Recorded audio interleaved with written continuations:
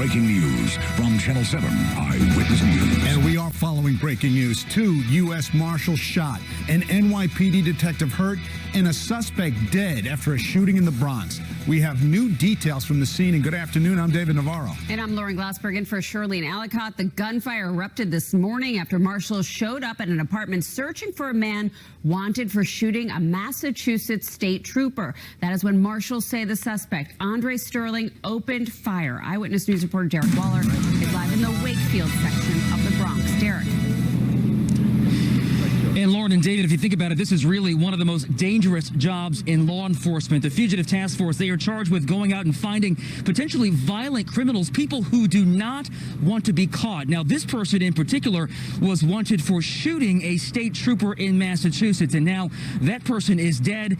And today, 2 U.S. Marshals are recovering from gunshot wounds. Police racing to a home on Eli Avenue before dawn. Citizen App video shows the flashing lights at 5:30 in the morning after a shootout between U.S. Marshals and a fugitive wanted in another shooting involving law enforcement more than 200 miles away. 35-year-old Andre Sterling, seen in this wanted poster, accused of shooting a Massachusetts state trooper in the hand and torso during a traffic stop November 20th on Cape Cod. Trooper John Lennon, no relation to the music legend, was later released from the hospital, saluted by his fellow officers, his right hand still bandaged.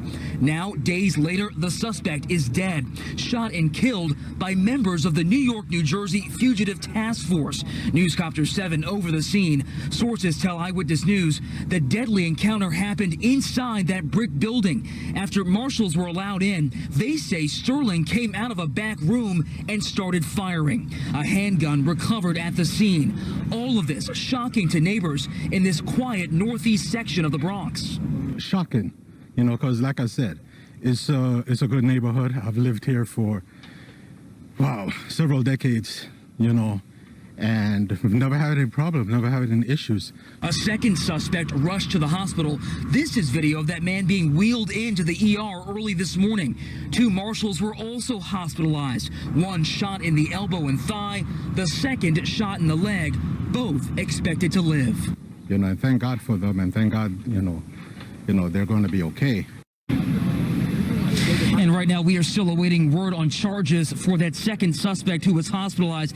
Back here at the scene, I can tell you that this was not a spur-of-the-moment arrest. This was well planned. In fact, there were members of the Massachusetts State Troopers who were actually here at the perimeter of the scene watching this as it played out this morning. Right now, the marshals, they are deferring comment to the U.S. Attorney's Office. Reporting live here in the Wakefield section of the Bronx, I'm Derek Waller, Channel 7 Eyewitness News.